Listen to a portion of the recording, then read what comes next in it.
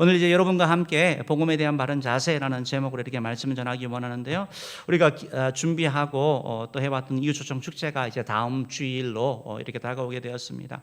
우리가 코로나 상황 가운데서도 하나님 앞에 약속한 예배들, 하나님 앞에 약속했기 때문에 우리가 숫자가 많이 모이든 적게 모이든 예배를 이렇게 지켜 나갔고요. 또 하나님께서 우리에게 주신 큰 사명이 바로 복음 전하고 선교하는 것이기 때문에 코로나 상황 가운데도 선교는 더 확장해서 우리가 올해 진행을 하고 있고, 또 숫자가 어떻게 되든 우리 주변에 또 우리가 복음을 전하려고 애를 쓰고 있고, 이 일을 통해서 우리가 기도하면서 우리의 영적인 회복을 꾀하고 있습니다. 그래서 수성주의를 앞두고 복음에 대한 바른 자세라는 제목으로 오늘 말씀을 전하기를 원하는데요. 로마서 1장 16절 17절 말씀은 로마서 1장부터 16장까지 있는데 이 전체 로마서의 주제 성구입니다. 로마서의 주제의 핵심이 뭐냐라고 얘기를 할 때 바로 오늘 16장 17절 말씀을 통해서 구원은 믿음으로 말미암아 얻는 것이다. 이신칭이 구원은 행함이 아니고 믿음으로 말미암아 얻는 것이다라는 것이 바로 오늘 이 본문의 그러한 내용이, 이것이 바로 로마서의 그런 가르침이다라는 것입니다. 오늘 특별히 이제 여러분과 함께 복음에 대한 바른 자세, 이런 내용을 가지고 살펴보기를 원하는데, 오늘 본문 말씀을 통해서 우리가 얻어야 되는 것은 두 가지 그런 복음에 대한 자세입니다. 복음에 대한 어떤 자세를 취할 것인가, 우리가 믿는 예수님에 대해서, 우리가 믿는 신앙에 대해서 어떤 자세를 취해야 될 것인가. 첫 번째로 우리는 복음을 부끄러워해서는 안 된다는 것입니다. 복음을 부끄러워하지 않는 것. 복음은 하나님의 능력이기 때문에 우리가 부끄러워하지 아니하는 겁니다. 사실 복음을 부끄러워하는 이유는 복음이 뭔지 잘 모르기 때문에 부끄러워하는 거예요. 복음을 알게 되면 복음을 부끄러워하지 않습니다. 복음은 인간을 구원하는 능력이고, 복음은 바로 변화의 능력이기 때문에 우리는 복음을 부끄러워하지 않는 것. 바라기는 우리 은혜의 성도님들 가운데 단 한 사람도 이 복음을 부끄러워하지 않는 그런 은혜의 귀한 용사 되기를 주임으로 축복합니다. 오늘 성경 16절 말씀 우리 같이 한번 읽어보겠습니다. 16절 말씀 읽어봅시다. 시작. 내가 복음을 부끄러워하지 아니하노니 이 복음은 모든 믿는 자에게 구원을 주시는 하나님의 능력이 됨이라. 먼저는 유대인에게요 그리고 헬라인에게로다. 예, 나는 사도 바울이 고백을 하면서 나는 복음을 부끄러워하지 아니한다. 전에는 복음을 한때는 부끄러워했는데 지금은 복음을 부끄러워하지 아니한다라고 얘기를 하고 있습니다. 여러분, 부끄러움, 부끄럽다, 뭐 여러 가지 그런 의미가 있는데 그냥 이런 것이 아마 한 예가 될 것 같습니다. 미국의 이제 서구 사회에 살고 있는 우리 자녀들 2세들에게, 교포들에게 1세대 부모들은 얘기를 합니다. 야, 너희 한국 사람이라는 자긍심을 가서 너는 한국 사람이야 라고 얘기하면 자녀들이 아니야, 난 미국 사람이야 이렇게 얘기를 합니다. 아니야, 너는 한국 사람이야 라고 얘기를 하면 한국 사람인 것을 과거에 좀 이렇게 창피했습니다. 그 이유는 한국이 지금은 뭐 이렇게 뭐 OECD, 뭐 G7국에 들어가고 이런 경제적으로 이렇게 부국이지만 그때만 해도 30년 전만 하더라도 해외여행을 나가든지 어디든 만나면, 우리 동양인을 만나면 당신은 중국 사람입니까? 일본 사람입니까? 라고 물어봤지 한국 사람이냐고 물어보는 경우가 거의 없었습니다. 그러나 요즘은 나가보면 한국 사람을 알고 한국 사람이라고 물어보게 되는 걸 보게 되는 것입니다. 그렇기 때문에 자연히 이렇게 국력이 이렇게 좀 약하니까 외국에 사는 아이들 입장에서는 좀 부끄러운 그런 부분이 있는 거겠죠. 그런데 이제 2002년 한일 월드컵을 하면서 좀 변화가 나타났는데, 월드컵을 하면서 우리가 4강을 했잖아요. 4강을 하면서 그것을 축구 중계를 같이 보고 나도 한국인이구나 이런 정체성도 가지게 되고 자긍심을 가지고 4강이 대단한 거거든요. 그 이후에 이제 한인이다라는 얘기들을 하기 시작한 것을 이렇게 보게 됩니다, 아이들이. 그러면서 점점 이제 한국 사람들 가운데 스포츠 스타가 나옵니다. 뭐 박세리, 박찬호, 뭐 최경주 이런 유명 스포츠 스타들을 통해서 한국이 알려지게 되고, 또 한국 기업들이 있었죠. 삼성, 뭐 LG, 현대.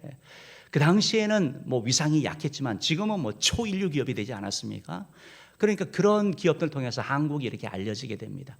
더군다나 문화적으로 한류라는 그런 거 있죠. 뭐 K-팝, 뭐 한국 드라마, 그리고 뭐 BTS, 뭐 싸이 유명합니다. 이들을 통해서 한국 사람에 대해서 관심을 가지게 되고, 그러다 보니까 자연스럽게 이제는 아이들도 한국인이다라고 얘기를 하게 되는 걸 보게 되는 겁니다.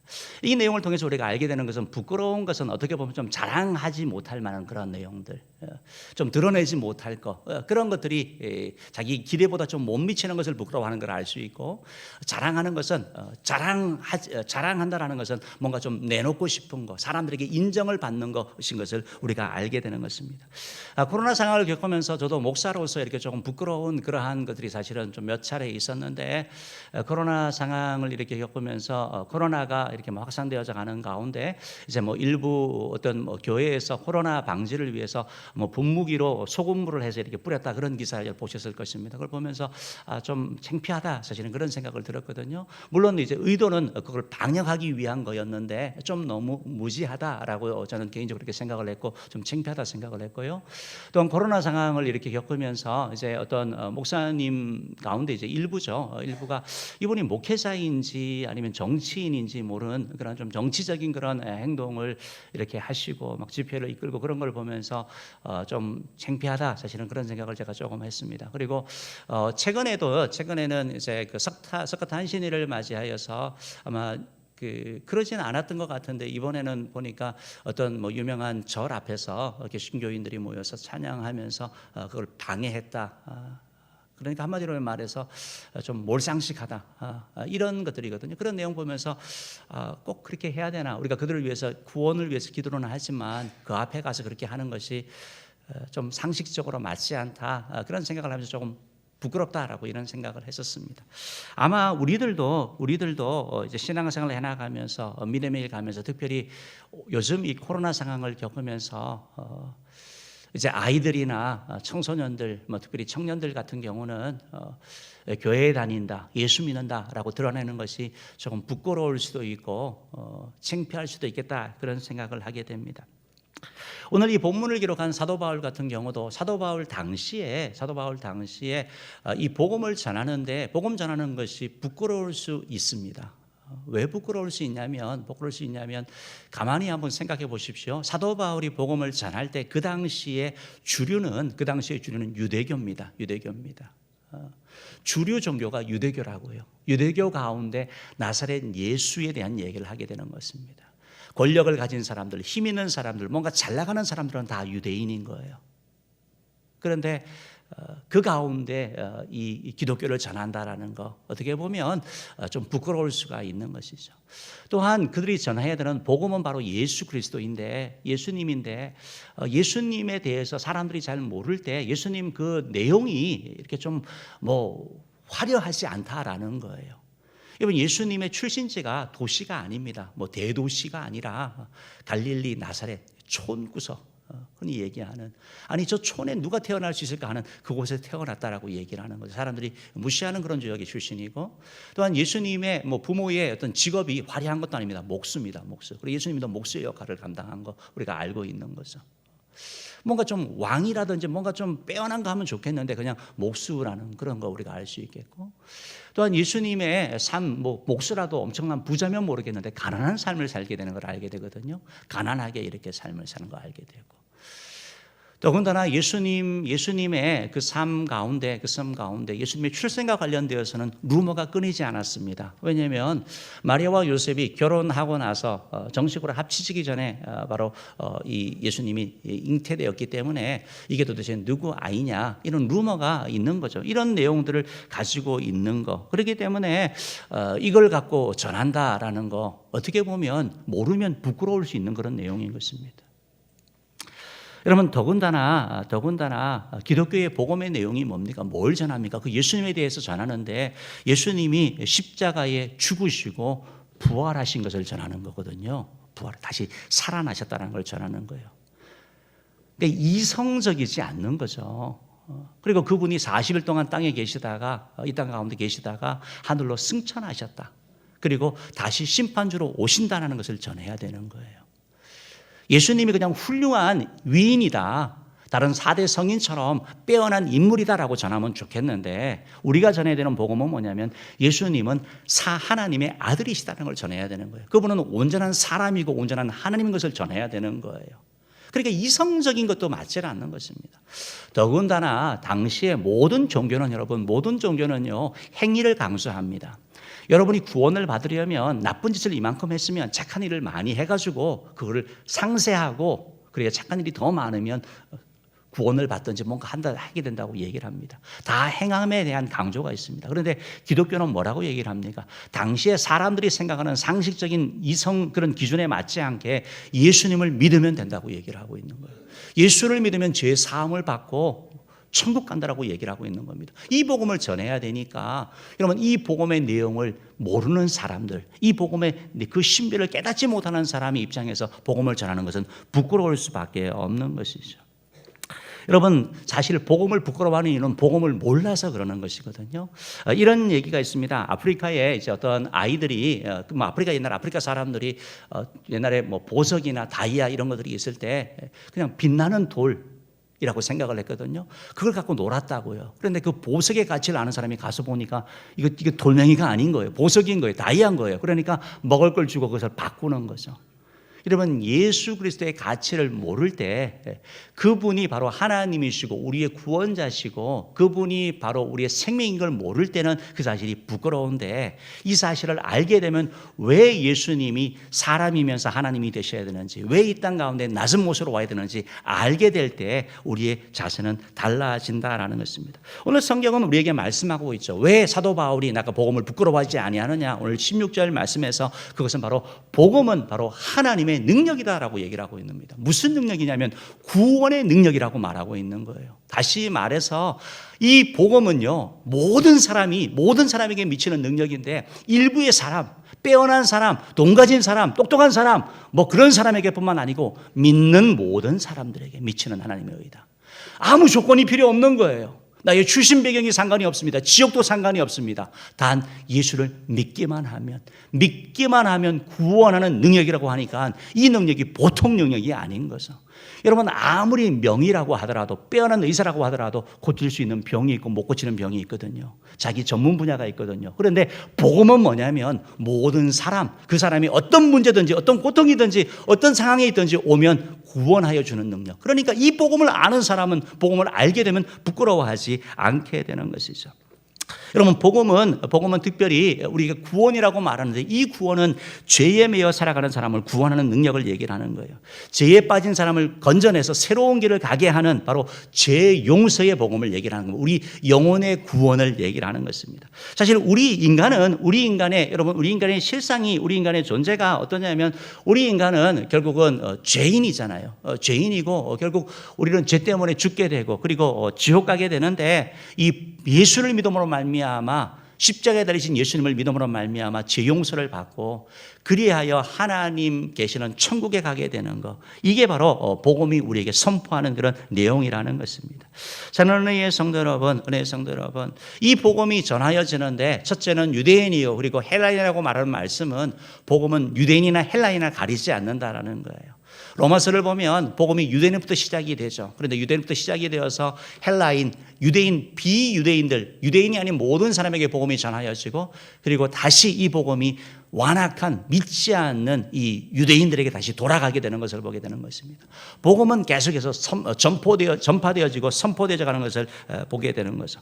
여러분 사람들이 복음이 이런데도 복음이 정말 사람을 우리를 구원하는 능력이고 우리를 변화시키는 능력인데 사람들이 이 사실을 깨닫지 못하는 이유가 뭔지 아세요? 그것은 자기 실상을 몰라서 그러는 거예요. 내가 어떤 상황에 있는지, 내가 죄인이라는 것을 모르는 거예요. 내가 어떤 비참한 상황 가운데 있다는 것을 알지 못하기 때문에 그렇다라는 것이에요. 여러분 우리가 어떤 병원에 가서 어떤 건강검진을 하면서 진단을 받습니다. 때로는 중병, 암이라는 진단을 받기도 하고 때로는 어떤 다른 병이 있다는 걸 진단을 받습니다.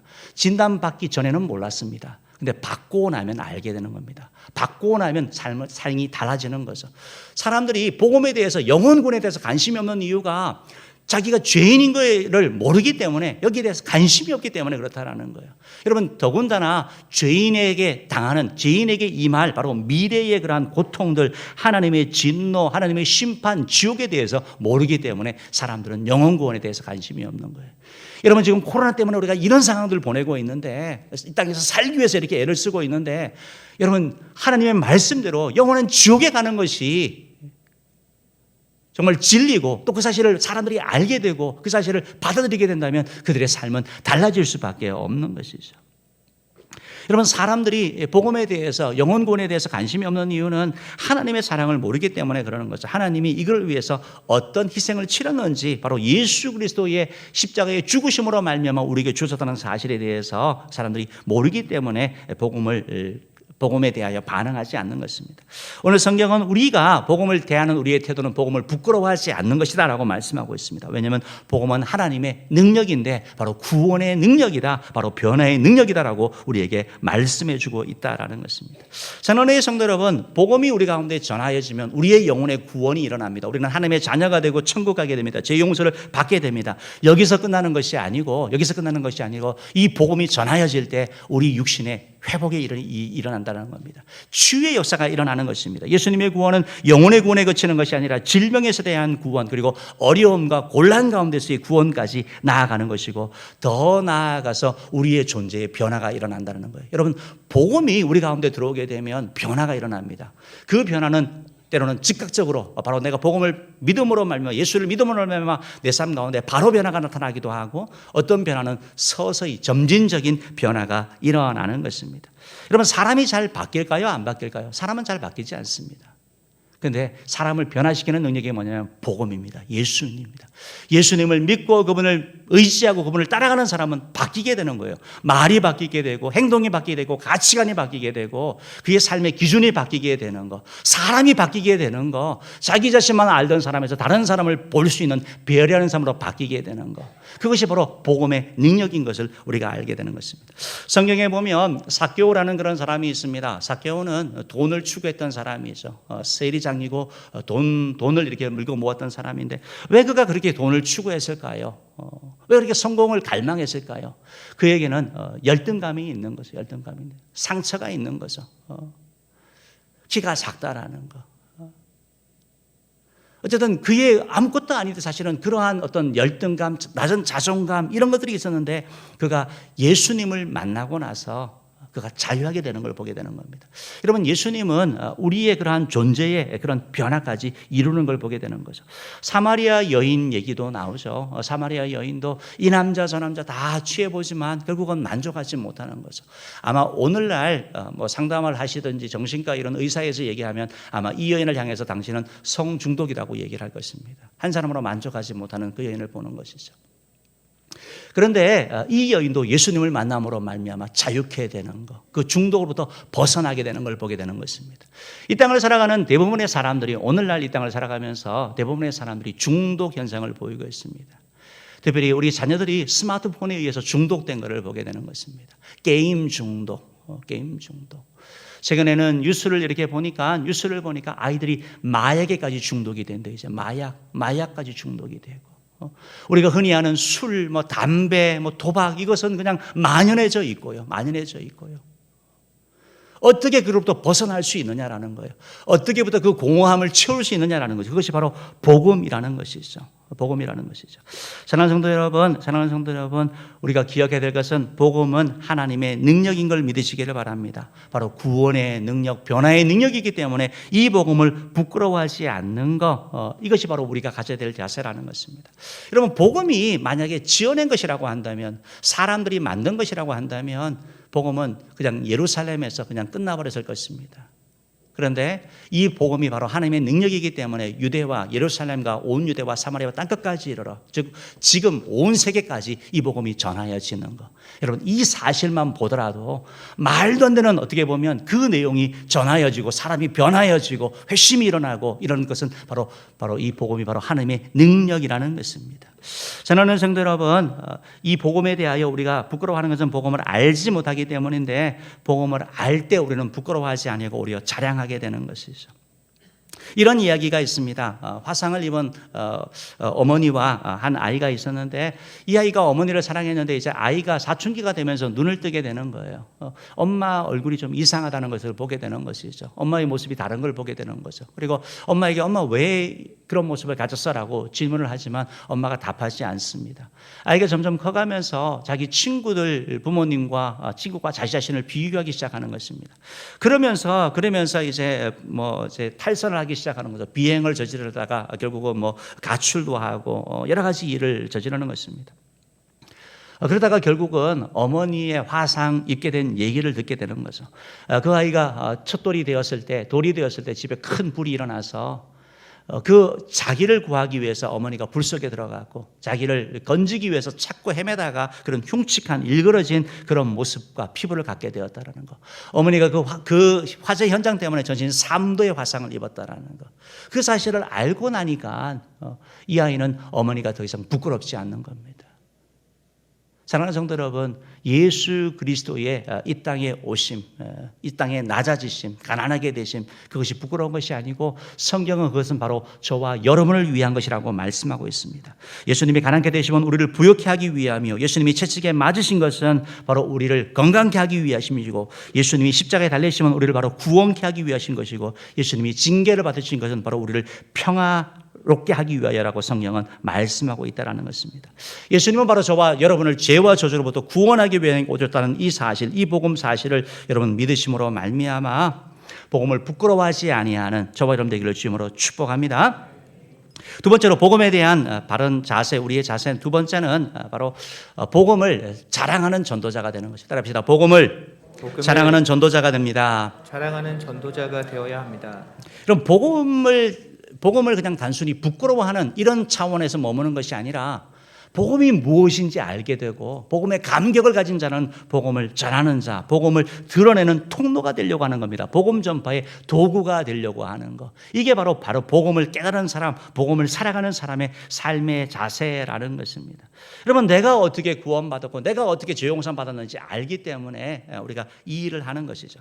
그러면 어떻게 복음을 드러낼 것인가? 제가 세 가지 얘기를 하기를 원하는데요. 첫 번째로 복음에 합당한 삶을 살아가는 거예요. 복음에 합당한 삶.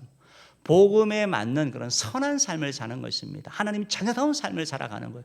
구원 얻는 게 아니고 구원 얻었기 때문에, 천국 가기 때문에, 죄 용서함 받았기 때문에 용서하는 것이고, 하나님의 자녀이기 때문에 내가 그렇게 살아가는 것, 선한 삶을 살아가는 것을 얘기를 할 것이고, 두 번째는 바로 초청하는 것, 복음의 자리에 초청하는 것, 복음 전하는 것을 얘기를 하는 것이고, 세 번째는 바로 복음을 위하여 기도하는 것. 이 세 가지를 얘기를 할 것입니다. 복음에 위한 삶은 바로 간접적인 전도가 되는 것이고, 복음의 자리로 초청하는 것은 바로 직접적인 전도를 얘기를 하는 것이고, 복음 전파를 위하여 기도하는 것은 바로 영적인 역사를 얘기를 하고 있는 것입니다. 오늘 로마서 1장 17절 말씀 우리 같이 한번 읽어보도록 하겠습니다. 로마서 1장 17절 말씀 읽어봅니다. 시작. 복음에는 하나님의 의가 나타나서 믿음으로 믿음에 이르게 하나니 기록된 바 오직 의는 믿음으로 말미암아 살리라 함과 같으니라.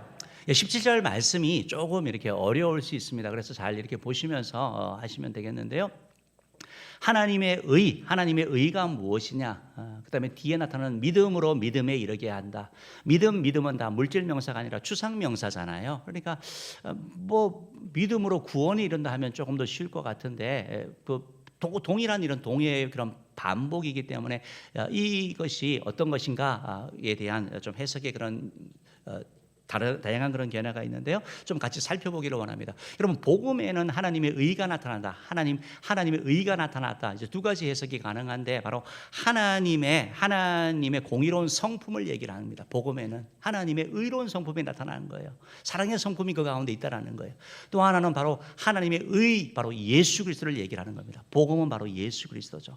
하나님과 우리 사이의 바른 관계를 얘기를 하는 겁니다. 바로 복음을 통해 가지고 하나님과 바른 관계가 된다라는 거예요. 그러면서 믿음으로 믿음에 이르게 한다. 여러분, 첫 번째 믿음과 두 번째 믿음이 같을까요? 다를까요?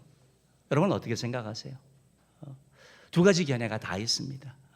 첫 번째 견해는 이 믿음과 믿음이 같은 말인데 동의어인데 반복한 것이다, 강조한 것이다라고 얘기를 하는 것입니다. 다시 말해서 하나님과의 관계, 그리고 하나님과 예수를 믿음으로 말미암아 구원받아서 하나님과 바른 관계가 된 사람은 오직 믿음으로 살아가야 된다. 처음도 믿음이고 끝도 믿음이다. 오직 믿음이다. 이렇게 해석하는 것이 하나 있습니다.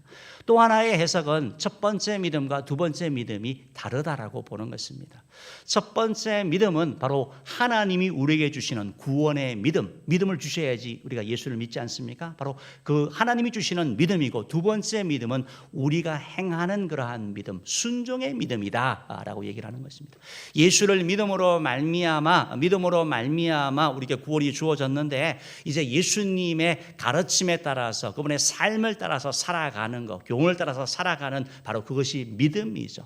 흔히 얘기하는 구원의 믿음에서 생활의 믿음, 이것이 바로 이것에 대한 얘기를 하고 있다라고 얘기를 하고 있는 것입니다. 그래서 좀 처음에 이제 어린이의 그런 믿음에서 성숙한 믿음으로 나아가야 된다, 이런 견해를 가지게 되는 걸 보게 되는 것입니다. 두 가지 다 사실은 믿음에 대한 강조를 하고 있고, 오직 믿음이라고 얘기를 하면서도 바로 우리의 기도에 응답하시고 우리를 지키시고 보호하시고 우리를 승리케 하시는 그 주님을 믿고 살아가는 걸 얘기를 하는 거 아닙니까? 믿음에 대한 그런 강조가 이 가운데 있는데, 우리가 이 말씀을 기억할 때 우리가 생각해야 될 것이 뭐냐면, 바로 그렇다면 구원 받았으니까 어떻게 살아야 되느냐, 바로 복음에 합당한 삶을 살아가야 된다라는 것입니다. 여러분, 복음에 합당한 삶, 복음에 합당한 선한 삶, 하나님 자녀다운 삶을 사는 것입니다. 마태복음 5장 16절 말씀 한번 읽어봅시다. 시작. 이같이 너희 빛이 사람 앞에 비치게 하여 그들로 너의 착한 행실을 보고 하늘에 계신 너의 아버지께 영광을 돌리게 하라. 우리가 복음을 자랑하는 전도가 되는데, 어떻게 복음을 자랑하느냐면 우리의 착한 행실, 선한 삶을 통해서 주님을 드러내는 걸 얘기를 하는 겁니다. 우리는 이 땅 가운데 살지만 다른 존재로 살아가는 걸 얘기를 하는 거죠. 그래서 여러분, 완벽하라는 얘기가 아닙니다. 조금 다르면 돼요. 조금, 약간만 다르면 됩니다. 한 번 더 참으면 되고, 한 번 더 그냥 섬기면 되고, 한 번 더 침묵하면 되는 것이고, 한 번 더 웃어주면 되는 것이고, 5분 더 일찍 가면 되고, 퇴근할 때 10분 더 늦게 퇴근하면 되는 거예요. 대단한 거 요구하는 거 아닙니다. 내가 할 수 있는 작은 거, 이걸 통해 가지고 우리가 하나님의 자녀, 구원받은 자녀라는 것을 드러내는 거죠. 이런 착한 행실을 하면 주변 사람들이 우리에게 좋은 인상을 가지게 되고, 복음에 대하여, 기독인에 대하여 더 관심을 가지게 되는 것이죠. 야, 네가 믿는 예수 나도 믿고 싶다라는 얘기가 이럴 때 나오는 것입니다. 우리가 153 기도 운동을 또 새롭게 계속 시작해 나가고 올해 계속해 나가는데, 여러분, 153 기도 운동 가운데 세 번째가 바로 세 가지 선한 일, 착한 일 아니겠습니까? 여러분, 주변 사람들에게, 직장에서 여러분 만나는 사람들에게 정말 구원받은 자로서 복음의 선한 삶을 사는 저와 여러분 되기를 주님으로 축복합니다. 두 번째로, 우리가 복음을 자랑하는 자가 될 때 어떻게 하냐면 바로 복음의 자리에 초청하는 것을 얘기하는 것입니다. 여러분, 복음의 그런 선한 삶을 사는 것은 간접적인 전도인데, 초청하는 거, 다음 주에 초청 축제가 있으니까 함께 교회 가자라고 얘기를 하는 거, 직접적인 전도를 얘기를 하는 것입니다. 너 예수 믿어야 돼. 예수 믿어야지. 믿으면 참 좋겠어라고 얘기를 하는, 우리의 말로 하는 직접적인 전도를 얘기를 하는 것이죠. 여러분, 최근에 이제 한국 갤럽에서 이제 해마다가 아니고 어떤 시점마다 이렇게 한국 종교를 조사를 하게 됩니다. PPT 한번 좀 보여주실래요? PPT를 보면 여러분, 비종교인들이 호감을 가지는 종교하면 항상 1등은 불교입니다. 불교는 아무 말 하지 않잖아요. 그러니까 불교에 대한 호감이 제일 높습니다. 그 다음에 천주교, 때로는 천주교고, 그리고 마지막이 이제 개신교죠. 우리 기독교죠. 그러니까 올해 지금 2021년에는 6%가 나왔어요. 6%. 이렇게 낮아진 적은 없었거든요. 근데 지금, 왜냐하면 지금 이 상황은 지금 우리가 항상 이렇게 설문조사를 할 때 여러분들이 그냥 그대로 보는 게 아니라 약간 좀 객관적으로 볼 필요가 있습니다. 우리 대통령도 어떤 성과가 있은 다음에 조사를 하면 항상 높게 나타나고, 어떤 일이 있을 때는 낮게 나타나잖아요. 지금 이때는 지금 바로 코로나 전국에다가 뉴스와 언론을 통해 가지고 계속 교회가 코로나의 온상이라고 계속 얘기가 되었습니다. 사실 우리가 이제 어떤 코로나와 관련돼서 이제 교회가 우리가 잘 해야 되는 그런 부분들이 있는데, 우리가 기억해야 되는 것은 작년에 어떤 그런 방역과 관련되어서는 좀 의견이 다른 것 같습니다. 어떤 일부에서는 그것이 방역이 아니고 좀 박해와 같다, 종교의 침해와 같다라고 이렇게 보는 게 있는 것 같습니다. 방역을 잘 지키고 예배를 하라 그러면 좋겠는데 그게 아니라 예배를 아예 못 모이게 하는 것에 대하여 이제 일부 우리 저희들도 마찬가지지만 어쨌든 지키면서 그래도 우리가 하기 위해서 이렇게 노력했던 거 보게 됩니다. 만약에 다른 사람을 구제한다든지 이런 거와 관련된다 그랬으면 아마 달랐을 것입니다. 그런데 우리가 새로는 사실은 주의를 지키기 위해서 예배하기 위해서 좋은 직장도 포기하고 돈도 더 벌 수 있지만 벌지 않는 사람들이 예수 믿는 사람들이잖아요. 그러니까 포기할 수 없는 이 진리를 붙잡다 보니까 세상 사람들은 다르게 보는 거죠. 야, 너희들 왜 그렇게 해? 이런 견해들이 있지 않았나 생각을 하게 됩니다. 그래서 이제 제가 드리고 싶은 말씀은 뭐냐면, 그래서 지금 호감이 좋지 않지만 그러나 우리 주변 사람들은 여러분 다르게 보는 거예요. 기독교에 대해서는 욕을 하지만 내 주변 사람들은 나에 대해서는 다르게 얘기하는 걸 우리가 경험하게 되는 거거든요. 여러분 또 하나 놓치지 말아야 될 것은 중요한 포인트는 뭐냐면, 그러면 저렇게 호감이 많으면 사람들이 그러면 호감 많은 종교로 가느냐라는 거예요. 여러분 지금 우리 개신교의 일부 진보 쪽에서 이제 하는 얘기가 그거거든요. 여러분들의 삶이 안 되기 때문에 복음이 안전해진다고 얘기를 하는데, 그러면 호감이 많은 사람들에게 그 종교로 사람들이 가느냐라는 거예요. 다음 PPT 한번 보여주시기 바랍니다. 맨 앞에가 불교고, 그 다음에 개신교고, 그 다음에 천주교고, 종교 없음이에요.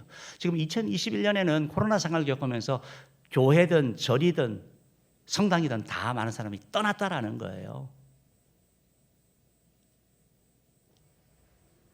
그럼 호감은 하나의 그냥 보조적인 수단이지, 간접적인 수단이지, 여러분들의 입술을 열어서 교회를 누가 갑니까? 절을 가려면 누가 초청을 하든지 끌어야 될 거 아닙니까?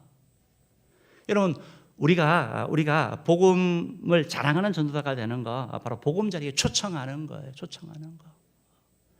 여전히 사람들 가운데는 어렵고 힘들고 또 교회에 관심 있는 사람이 있습니다. 제가 극동방송에 이런 내용을 이렇게 듣는 가운데 어떤 한 여자분이 그러시더라고요. 자기가 신앙생활을 하다가 이렇게 몇 년 오랫동안 이렇게 쉬었대요. 그래서 다시 교회를 가기는 가야 되겠는데 혼자 가기가 어렵잖아요. 근데 자기 주변에는 교회 가자고 말하는 사람이 없었대요. 왜 내 주변에는 교회 가자고 말하는 사람이 없을까? 여러분 그런 사람들이 분명히 있습니다. 분명히 있습니다. 코로나의 이런 상황들 가운데 여러분이 예수 믿으십시오, 교회 가십시오라고 하는 말은 여러분 그분들이 교회에 온다 그래서 환영받지 못합니다. 지금 상황에서 좀 의심하게 되는 그런 상황 아닙니까? 그러니까 여러분들이 말이 뭐가 되냐면 나와 함께 교회 가자라고 얘기를 하는 거죠. 나와 함께 가자, 나와 같이 가자라고 하는 바로 직접적인 초청하는 거, 전도하는 거. 우리가 다음 주에 초청 축제를 해나가는데 여러분 주변 사람들에게 여러분들의 이번 주에 입술을 여는 은혜가 있기를 주님으로 축복합니다. 여러분 주변에 복음을 기다릴 사람이 있거든요. 그냥 여러분 하나님의 그런 감동 주실 때 여러분 입을 열 때 하나님이 일하실 줄 믿고 또 그분과 함께 초청 자리에 오시는 저 여러분들에게 간절히 바랍니다. 혹시 교회 오기가 어려우신 분들은 영상으로도 같이 동참할 수 있으니까 꼭 복음의 자리에 초청하는 자 되기를 주님으로 축복합니다. 마지막 세 번째로 그러면 복음을 자랑하는 전도자는 복음에 합당한 선한 삶을 살고 그들을 초청하는 것이고 제일 중요한 영적인 걸 위하여 기도하는 것을 얘기하는 것입니다. 우리가 당장 내일부터 또 초청 축제를 위해서 우리가 일주일 동안 집중 새벽 기도를 할 것이고 우리가 계속 해나가는 금식 기도와 또 정식 기도를 해나갈 것입니다. 그동안 바쁘고 그래서 많이 참여하지 못했다 하시더라도 여러분 이번 주만큼은 한 주만큼은 우리 중직자들 그리고 믿음의 용사들 특별히 하나님이 그런 마음 주시는 분들 여러분 많이 동참하시기를 바랍니다. 여러분 기도할 때 하나님이 일하시게 되는 걸 보게 됩니다. 뭘 위해서 기도합니까? 여러분 자신을 위해서 기도하십시오. 여러분 자신을 위해서. 복음 전파가 왜 중요한지 복음 전파의 그 가치를 여러분이 아셔야지 전하는 거예요. 여러분 로마서 1장 16절 말씀에 있는 것처럼 1장에 있는 말씀처럼 믿는 자에게 구원을 주시는 거예요. 영혼의 구원과 육신의 구원과 그 삶의 구원, 그 삶을 변화시키는 그 능력이 뭐냐면 복음이라는 거예요. 이것을 알게 되면 하나님, 내가 그 복음의 가치를 알면, 내가 몰랐을 때는 모르겠는데 전에는 그냥 빛나는 돌멩이인 줄 알았더니 예수님이 정말 신비군요, 예수님이 그리스도군요, 예수님이 우리 인생의 해답이라는 것을 알게 되면 전할 수밖에 없는 거. 하나님, 나에게 복음의 가치를 알게 하여 주시옵소서.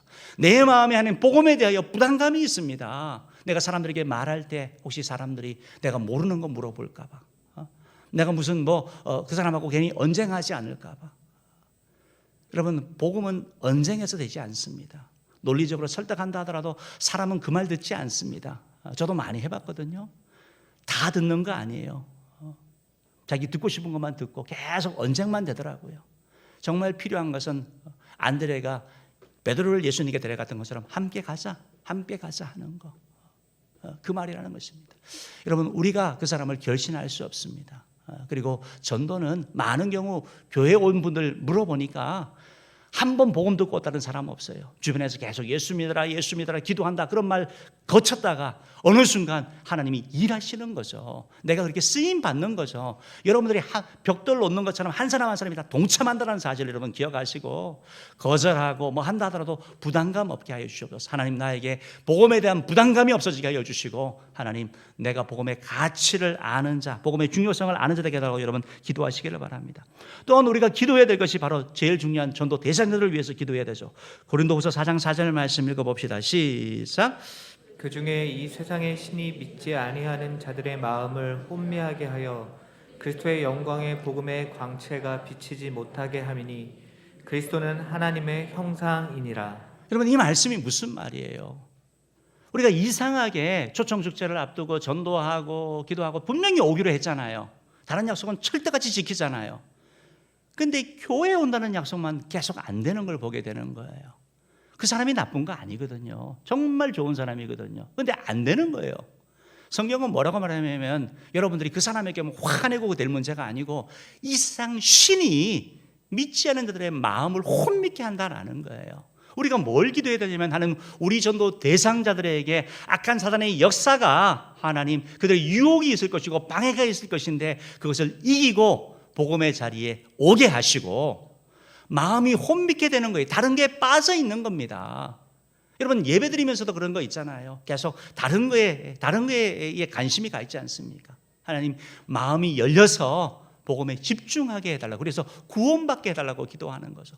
마귀는 계속해서 우리의 관심을 세상적인 거, 쾌락적인 거, 뭔가 계속 뺏는 거예요. 급한 거에 뺏는 거예요. 그래서 복음에 집중하지 못하게 하는 거죠. 그래서 우리가 그들을 위해서 우리가 기도해야 될 필요가 있다는 것입니다. 하나님, 정말 마귀의 방해를 이기고 악의 그런 유혹을 이기고 와서 복음 듣고 정말 구원받게 해달라고 우리가 기도해야 되는 것이죠.